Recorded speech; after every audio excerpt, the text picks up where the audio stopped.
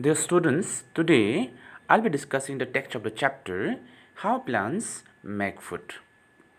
The other day I posted a video on how plants make food. So once again you watch that video, then it will be easier for you to understand the text. So let's start the text. But before that, you take out your EVS textbook and you go to the chapter number 4. Okay. Now first let me know, where does your mother prepare your food? Of course, it is in the kitchen. Our mother prepares the food in the kitchen and we eat those food. Now tell me, why do we eat food? We eat food because food gives us energy to work, to play. Food make us healthy. Food also help in overall growth of our body. Yes or no? Yes. Now, do you think the plants also need food? Yes, the plants also need food. Now, just think, where does the plant prepare its food? It is in the leaf. It is in the leaves of a plant. The tree, the food is prepared. Okay. So this is the plant, right? So these are the leaves. These are the leaves, and it is in the leaves. It is in the leaves. The food is prepared for the entire plant. For the entire plant, right? A plant took দৰকাৰ হোৱা গোটেইখিনি food এই leafত কি হয় prepare হয়. Yes, the food is prepared in the leaves, then it goes to all parts of the plant, right? Okay. Now let's know more about leaf. Okay, leaf. Leaf is a part of the plant, you know already. It comes in different shapes and size. So trees bilakor shape bilak beleg beleg. Yes, এই leaves কেইটাৰ shape to beleg, ইয়াৰ বেলেগ দেখিছানে? And size, some leaves are small, some leaves are bigger. Yes or no? Yes. It is also called the kitchen of plant because this is where food for the entire plant is prepared already. I have told about it, right? The leaves of a plant are green in color, as you can see. The leaves of a plant are usually green. Why? The color is green due to the presence of chlorophyll. The presence of these pigments help plants to make their own food. Now, one important thing you have to remember here. এই পাতত কি হ'ল, এই লিপছত কি হ'ল, কিছুমান সৰু সৰু পিগমেণ্টেশ্যন থাকে, স্মল পিগমেণ্টেশ্যন, ঠিক আছে, সৰু সৰু কণিকা থাকে, and those small pigmentation are called chlorophyll. They are called what? Chlorophyll. আৰু এই chlorophyllৰ কাৰণে কি হ'ল, the color of the leaves are green, right? আৰু সেইকাৰণে যিমানবিলাক প্লাণ্টছ থাকে সেইবিলাকৰ যিবিলাক পাত, লিভছবিলাকৰ কালাৰ গ্ৰীণ হয়, পিংক নহয়, পিংক নহয়, ৰেড নহয়, ৰাইট? অ'কে.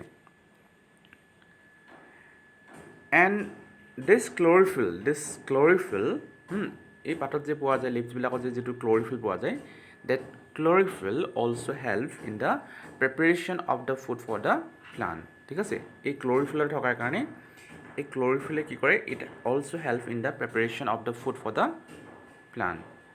এই প্লাণ্টটো দৰকাৰ হোৱা যি ফুড, এই যে লিভছত মানে কি হয়, প্ৰিপেয়াৰ হয়, ঠিক আছে? গতিকে এই যে লিভছত ফুড প্ৰিপেয়াৰ হোৱাত কোনে সহায় কৰে? Chlorophyll help in the preparation of the food in the leaves, ঠিক আছে? Okay, next. Now you see parts of a leaf. A leaf is having so many parts. Now we'll see what are the different parts of a leaf. Okay, blade, midrib, veins, apex are the parts of a leaf. Ekta mot rakhiba. What are the parts? Blade, midrib, veins, then apex. Okay, now you see this leaf. Apex, this is the blade part. It is one. This is the blade. Blade part means the flat. Flat mane saman. Dekhichane? Flat part of a leaf is called blade. Now see. Flat part of the leaf is called blade. The blade, the leaf blade may be broad or narrow. The leaf blade may be broad, ডাঙৰ হ'ব পাৰে আৰু কিছুমান narrow হ'ব পাৰে. Next. Tip of the leaf is called apex. So this is the apex part of a leaf. Now, the blade has a midrib. This is the midrib. Yes, this is the midrib. Midrib that runs right through it. Run. These are the midrib that runs across the leaf. Next, there are other small veins that branch out from the midrib. Suppose this is the midrib. A midrib ba ki hol? There are many veins. There are many veins that branch out from the midrib. Mane this is the midrib aru ei midrib bilakor pora veins bilak ki hoy ulai. So these are the 4 part of a leaf. You remember: blade, midrib, veins, and apex. Let me repeat. Tip part, ekdom upor part to dekhijane. This is called apex. Then flat part of a leaf is called blade. আৰু blade বিলাক কি হ'ব পাৰে? কিছুমান broad হ'ব পাৰে আৰু কিছুমান নেৰো হ'ব পাৰে. ঠিক আছে? Next, the blade has a midrib. This is the midrib. That runs right through it. Next, there are other small veins that branch out from the midrib. This is the midrib, and from midrib, small veins come out. Fine. Okay. Now one more thing you need to know about leaf. There are many openings on underside of the leaf, and these are called tomata koy. Tamane suppose this is the leaf, right? This is the leaf. এই পাতখিলাত মানে এই লিভছত কি সৰু সৰু বহুত এনেকুৱা কি আছে, সৰু কি আছে, অপেনিং আছে, বিন্ধা আছে, হোল আছে, স্মল হোল আছে. ঠিক আছে? ইউ কান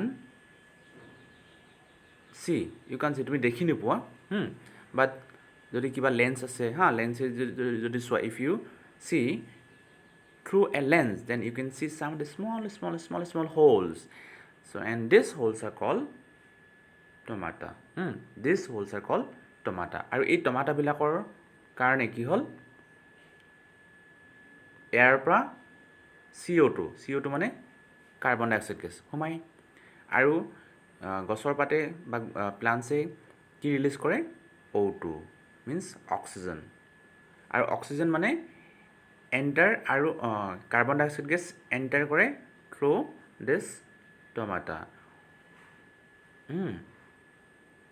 এণ্ড O2 যে ৰিলিজ হয় এই টমাটাবিলাকৰ পৰাই ৰিলিজ হয়. বুজি পাইছা? That means CO2 enters into the leaf of a tree through tomata. And again O2 means oxygen release from the leaf again through tomata. Yes, you remember this thing. That means these are the pores, these are the holes. এনেই তুমি নেদেখা, but if you use the lens, then you can see these pores, small holes. These are called stomata. You remember this. Next,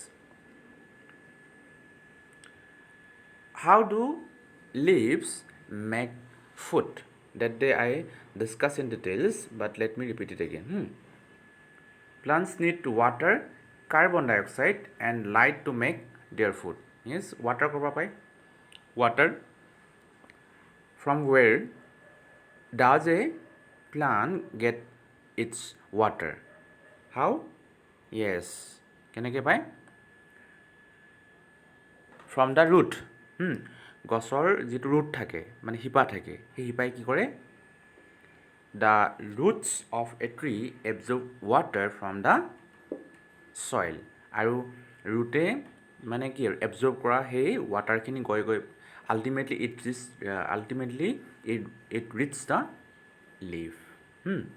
Next, carbon dioxide gas. Carbon dioxide gas কৰ পৰা পায়? এয়াৰৰ পৰা through stomata. Through stomata কি হ'ল? এয়াৰৰ পৰা CO2 লিপছত সোমায়. Then light to already you know from the sun. Yes, from the sun. This is the sun. Sunৰ পৰা sunlight পায় এই লিপছত. ঠিক আছে? লিপছে কি কয়? Sunlight কৰ পৰা পায়? Sunৰ পৰা. So now clear? Plants need water, carbon dioxide gas, and light to make their food. তিনিটা বস্তু লাগে. Water, carbon dioxide gas, and light. These are the raw materials needed to prepare food. The process by which green plants make their food is called photosynthesis. That day I discussed about it. Light is absorbed by chlorophyll present in the green leaves. ঠিক আছে? So প্লাণ্টক food প্ৰিপাৰেশ্যনৰ কাৰণে যিটো light দৰকাৰ হয়, ঠিক আছে? A plant needs light to prepare its food. Now the question is, from where does a leaf gets its light? From where? The sun. Yes, already I told you, from sun. এই ছানৰ পৰা যিটো hit absorb কৰে, কোনে absorb কৰে? It is ক্লৰিফিল. ক্লৰিফিলে কি কৰে? এই ক্লৰিফিলে কি হ'ল? Already I discuss about chlorophyll, right? So' small pigmentation থাকে এই লিভছবিলাকত। কি হ'ল? স্মল পিগমেণ্টেশ্যন থাকে, and this pigmentations are call chlorophyll. আৰু ক্লৰিফিলে কি কৰে? ছানৰ পৰা কি হ'ল? হিট এবজৰ্ব কৰে, মানে ছানলাইট এবজৰ্ব কৰে, ঠিক আছে? Next, carbon dioxide is taken through tomato present in the leaves. Already I discuss about it. Tomato সৰু কিছুমান হোলছ থাকে, প'ৰ্ছ থাকে, আৰু CO2 enters through tomato into the leaves. Next, water is taken from soil by roots. Already I told about it. The food produced by the plant stored in the form of stars. This is important, remember. গছৰ পাতে যিখিনি food prepare কৰে সেই ফুডখিনি store কৰি ৰাখিব পাৰে, জমা কৰি ৰাখিব পাৰে, in the form of stars. You remember this. Once the food is prepared, oxygen gas is given out as a byproduct. যেতিয়া গছৰ পাতত যেতিয়া ফুডটো প্ৰিপেয়াৰ হৈ যায়, ফুডটো প্ৰিপেয়াৰ হোৱাৰ পাছতে ই কি ৰিলিজ কৰে? O2 ৰিলিজ কৰে. ঠিক আছে? Okay, next,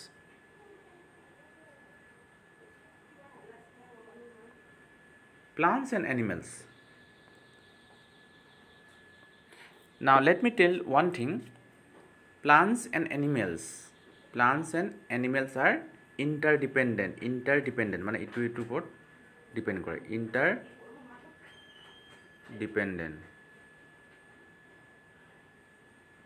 Interdependence, you know what is interdependent? Interdependent মানে কি হ'ল?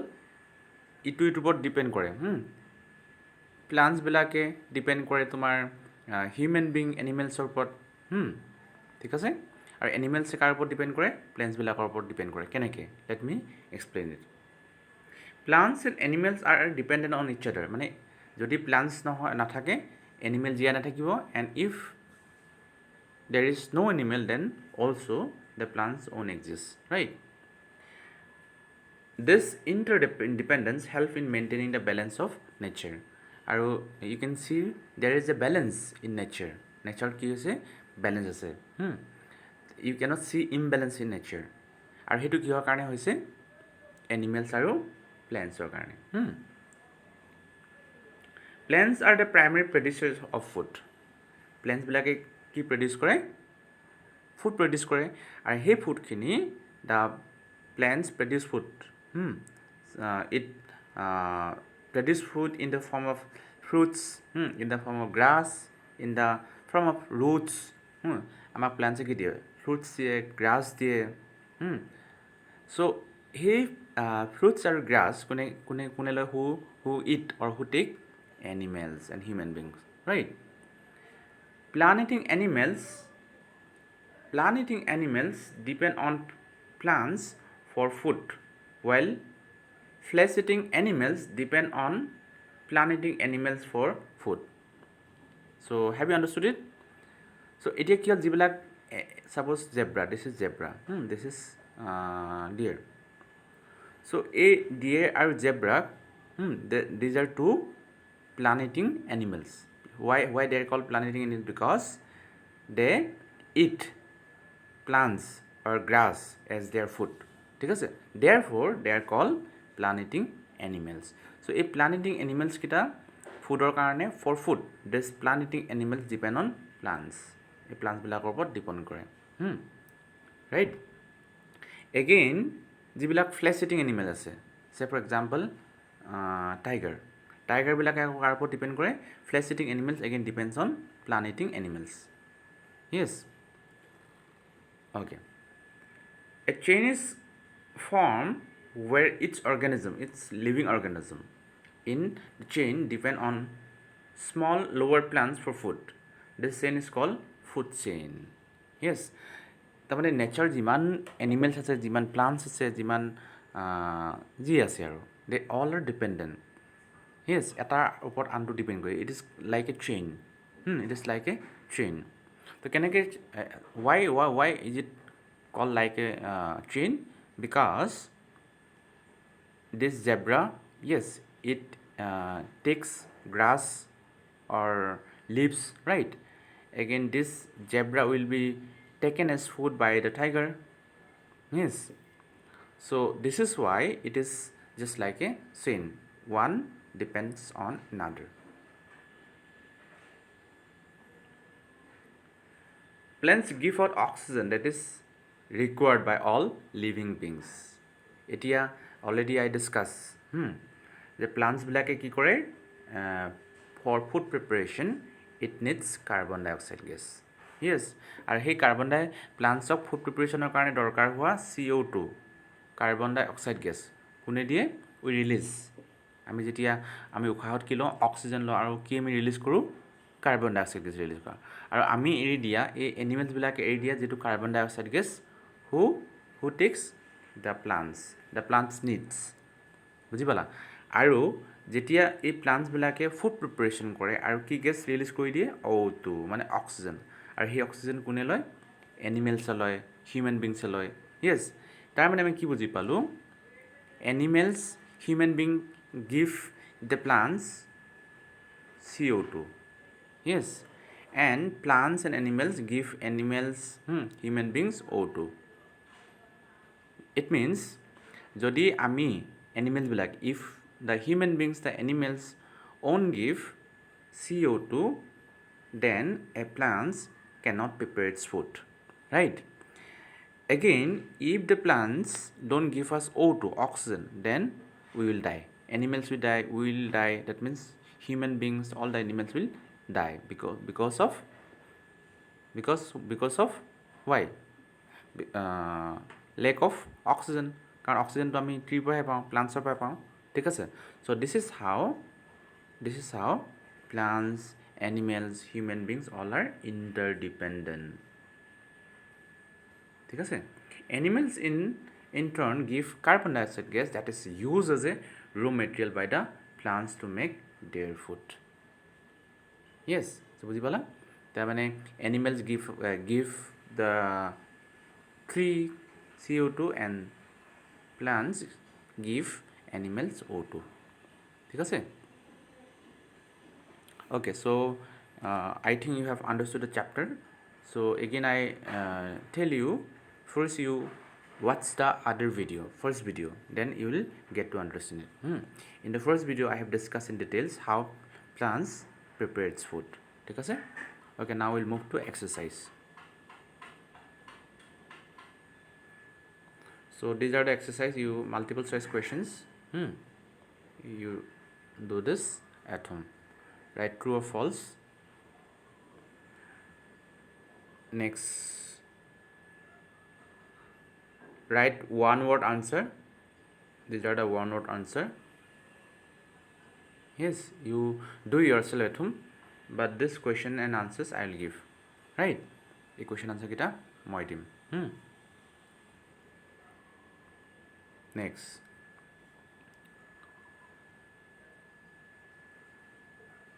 this is revision tests now you need not do this revision tests right so later on I'll give all this question answer and I'll also fix a date for the revision test right so thank you very much